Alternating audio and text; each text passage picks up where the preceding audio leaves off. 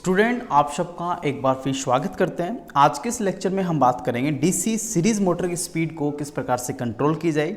हालांकि इससे पिछले वाले लेक्चर्स में आपने देखा होगा कि डीसी शंट मोटर और कंपाउंड मोटर की स्पीड को मैंने कंट्रोल किया। उसके दो टेक्निक्स मैंने बताए, दो मेथड्स मैंने बताए। जिन मेथड्स की अगर मैं आपको ओवरव्यू बताऊं तो आर्मेचर नियंत्रण विधि थी और दूसरा उसका मेथड जो था वो शंट फील्ड नियंत्रण विधि थी।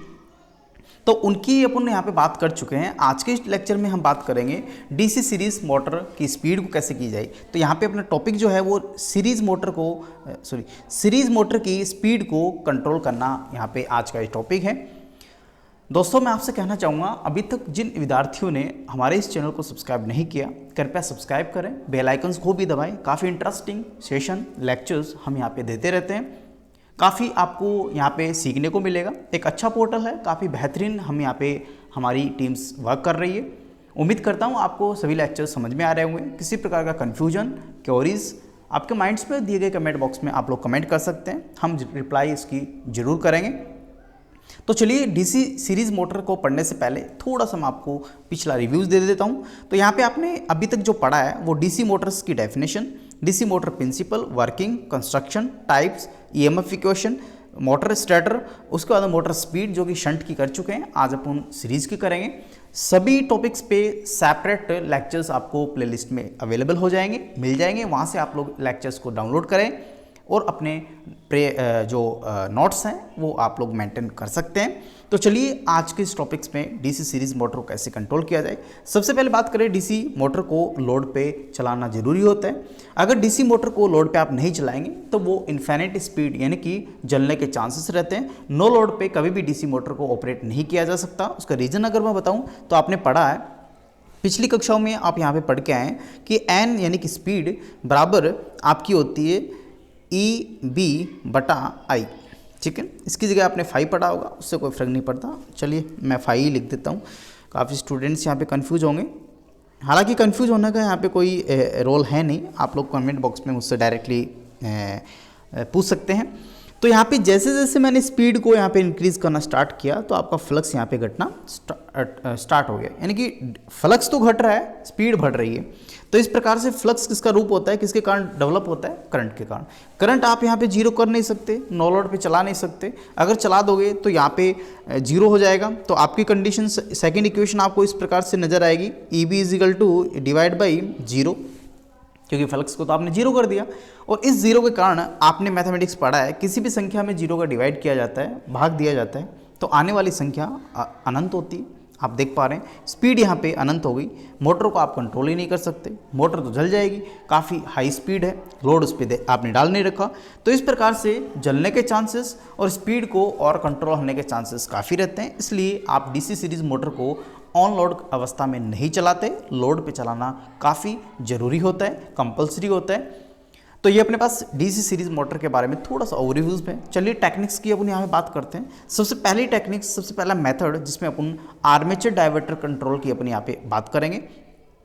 इस विधि में जो रेओस्टेट है यानी कि डायवर्टर प्रतिरोधक जो है, आप देख पा रहे हैं शंट के पैरेलल में मैंने लगाया, शंट में लगाया। तो यहाँ पे जो मेरे पास आर्मेचर है उसी के शंट में मैंने डायवर्टर प्रतिरोध लगाया। इसका कारण ये था कि समांतर क्रम में संयोजित जो मैंने प्रतिरोध किया है, जिसे आप लोग यहाँ पे डायवर्टर प्रतिरोध भी कहते हैं, आप देख भी पा रहे होंगे डायवर्टर प्रतिरोध इसको कहते हैं, क्योंकि समांतर क्रम में किसके? आर्मेचर के। आर्मेचर धारा को घटाकर फील्ड धारा को बढ़ा देता है, क्योंकि इसमें जो धारा जाएगी आप देख पा रहे हैं आर्मेचर यानी कि IA, आर्मेचर करंट को तो ये घटा देता है। यानी आर्मेचर में जो करंट फ्लो कर रहा है उसको तो घटा दिया, लेकिन फील्ड में जो करंट फ्लो कर रहा है IF, F मतलब फील्ड, I मतलब करंट, जो फील्ड में करंट जा रहा है उसको IF कहते हैं, इसको इसने बढ़ा दिया। तो देखिए, ये चीज़ें तो हमें आवश्यकता थी। यानी कि फील्ड का करंट इंक्रीज करने के लिए हम आर्मेचर डायवर्टर कंट्रोल मेथड का उपयोग करते हैं। डायग्राम आपकी स्क्रीन पे आप देख सकते हैं, स्क्रीनशॉट ले सकते हैं, या फिर आप इस वीडियोज़ को पॉज करके अपने नोट्स में लिख सकते हैं। चलिए, नेक्स्ट सेकेंड मेथड्स की बात करेंगे, फील्ड डायवर्टर कंट्रोल मेथड। अगर फील्ड डायवर्टर कंट्रोल मेथड से किसी भी डीसी सीरीज मोटर की स्पीड को कंट्रोल करना पड़े, तो आप देख पा रहे हैं कि डायवर्टर जो है आपकी फील्ड जो वाइंडिंग है, ये जो कि सीरीज में कनेक्टेड है, और इसकी आप पैरेलल में रेजिस्टेंस लगाएंगे। आप देख पा रहे हैं स्क्रीन पे, ये मैं आपके सामने यहाँ पे हाईलाइट कर रहा हूँ। आपने परिवर्तित रेजिस्टेंस लगाया। इस समांतर क्रम में जो प्रतिरोध यहाँ पे जुड़ा हुआ है परिवर्ती प्रकार का, इसका प्रतिरोध का मान कम होने से धारा का मान अधिक हो जाता है, क्योंकि आपने रेजिस्टेंस तो यहाँ पे कम ही लिया है, तो फ्लो होने वाली करंट क्या हो जाएगी, ज़्यादा हो जाएगी। बात कर रहा हूँ समांतर क्रम की। तो इस प्रकार से सीरीज फील्ड की धारा का मान घट जाता है, तो इसमें फ्लो होने वाली धारा क्या हो जाएगी, घट जाएगी, तो आप मोटर की स्पीड को ईजिली कंट्रोल कर लेंगे। तो सेकंड मेथड आपको समझ में आ गया होगा, फील्ड डाइवर्टर कंट्रोल, यानी कि फील्ड के अंदर, यानी कि सीरीज वाइंडिंग के अंदर आपने फील्ड डाइवर्टर लगाया, किस रूप में, प्रतिरोध के रूप में। चलिए तीसरी मेथड्स की बात अपने यहाँ पे करेंगे, series parallel control method. Speed को अगर कंट्रोल करना है तो आप श्रेणी समांतर नियंत्रण विधि से भी कर सकते हैं। इसमें आपको फील्ड वाइंडिंग को 2 आधे भागों में बांटना होता है। आप देख पा रहे हैं इस फील्ड वाइंडिंग को 2 आधे भागों मैंने बांटा, कंप्लीट ये थी, और यहाँ पे सेकंड डायग्राम में आप देख पा रहे हैं उसी फील्ड वाइंडिंग के 2 हिस्सों में मैंने डिवाइड कर दिया, और उसके अंदर बहने वाली धारा को मैंने नियंत्रित कर लिया। तो इस प्रकार से सीरीज पैरेलल कंट्रोल मेथड जो होता है वो भी स्पीड को कंट्रोल करने में काफ़ी सहायक होता है, और सीरीज मोटर की स्पीड को कंट्रोल करता है। सेकंड नेक्स्ट इसके बाद में बात करते हैं 4 नंबर मेथड्स पे, सप्लाई वोल्टेज कंट्रोल मेथड। काफ़ी बेहतरीन मेथड्स हैं, आप लोगों को यही मेथड सबसे ज़्यादा पूछा जाता है एग्जाम्स में, और काफ़ी बेहतरीन क्वेश्चन है। और IIT जो होती हैं, डिप्लोमा कोर्सेज जो होती हैं, काफ़ी बेसिक लेवल का ये इनके सिलेबस होता है, उनको भी ये लेक्चर्स काफ़ी हेल्पफुल मिलेगा। कक्षा 12वीं यानी कि L4 कक्षा में जो इलेक्ट्रिकल एंड हार्डवेयर के लिए जो वोकेशनल कोर्सेज यहाँ पे डिफरेंट स्कूल्स में चलाए जा रहे हैं, डिफरेंट स्टेट में, तो सभी के लिए ये हेल्पफुल लेक्चर रहने वाला है। काफ़ी लेक्चर्स मैंने दिए हैं प्लेलिस्ट में, आपको उनके टॉपिक्स के अकॉर्डिंग आप लोग सर्च कर लीजिएगा।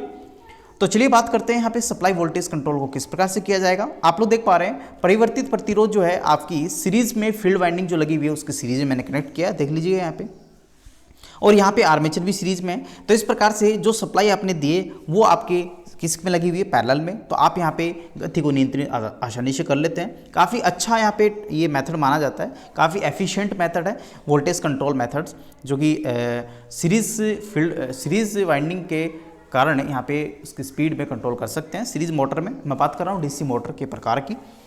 चलिए नेक्स्ट एंड फाइनल यहाँ पे टॉपिक्स की बात करते हैं, फील्ड टैपिंग कंट्रोल मेथड। तो 5 मैंने यहाँ पे मेथड्स पढ़ा रहे हैं, ये लास्ट मेथड है। आप लोग देख पा रहे हैं फील्ड के अंदर जो वाइंडिंग आपने लगाई उसमें टैपिंग आपने कर दी। टैपिंग का मतलब होता है अपनी इच्छा अनुसार वोल्टेज को इंक्रीमेंट और डिक्रीमेंट, यानी कि घटाना और बढ़ाना अपनी इच्छा अनुसार कर सकते हैं, और उसके इसी अपन यहाँ फील्ड टैपिंग कंट्रोल मेथड कहते हैं। आप लोग देख सकते हैं इस विधि में फील्ड वाइंडिंग्स के कुछ टर्न्स कम कर दिए जाते हैं, और फील्ड्स के एक टर्न्स का मतलब यहाँ पे होता है नंबर ऑफ स्पीड। तो जैसे जैसे आप टर्न्स कम करेंगे तो आप कह सकते हो नंबर ऑफ टर्न्स, यानी कि वाइंडिंग्स आप यहाँ पे समझ सकते हैं टर्न्स को, ये वाइंडिंग एक टर्न, इस पर 2 टर्न, फिर 3 टर्न, तो ये आपकी टर्न से मिलके बनी होती है वाइंडिंग। समझ में आ रही है आपको लोगों को, ठीक है, समझ पा रहे हैं ना आप लोग। तो यहाँ पे नंबर ऑफ टर्न से ही मिलके बनी होती है वाइंडिंग्स, जो कि आपकी कॉपर वाइंडिंग्स होती है, जिसमें इलेक्ट्रिक फील्ड्स आप बनाते हो। जब आप एक्सटर्नली यहाँ पे वोल्टेज लगाते हो उसके कारण यहाँ पे इसमें करंट फ्लो करता है, और वो करंट जो होता है उसके अंदर फ्लो ऑफ करंट जो होता है उसको अपोज करता है। इसके कारण यहाँ पे एक मैग्नेटिक फील्ड बनता है, चुंबकीय क्षेत्र बनता है, उस चुंबकीय क्षेत्र के कारण ईएमएफ बनता है, और उसी के कारण यहाँ पे मोटर्स के आर्मेचर्स, रोटर्स मूवमेंट करने का काम करते हैं। समझ पा रहे हो आप मेरी बात, ठीक है। तो ये अपने पास में था फील्ड टैपिंग्स कंट्रोल मेथड्स, काफ़ी बेहतरीन पे यहाँ पे ये टॉपिक्स था, और मैंने आपको यहाँ पे इस टॉपिक्स के साथ में आज के इस लेक्चर को शाइन ऑफ करते हैं, यानी कि ख़त्म करते हैं। अगले लेक्चर्स में हम बात करेंगे डीसी मोटर्स की हानियाँ, क्षतियाँ, यानी कि डीसी मोटर्स को कौन कौन सी हानियों से कौन कौन सी हानि उसमें होती है, कितने प्रकार की होती हैं। तो सभी का लेक्चर्स, इसके नेक्स्ट जो लेक्चर आएगा उसमें अपन बात करेंगे लॉस ऑफ डीसी मोटर्स।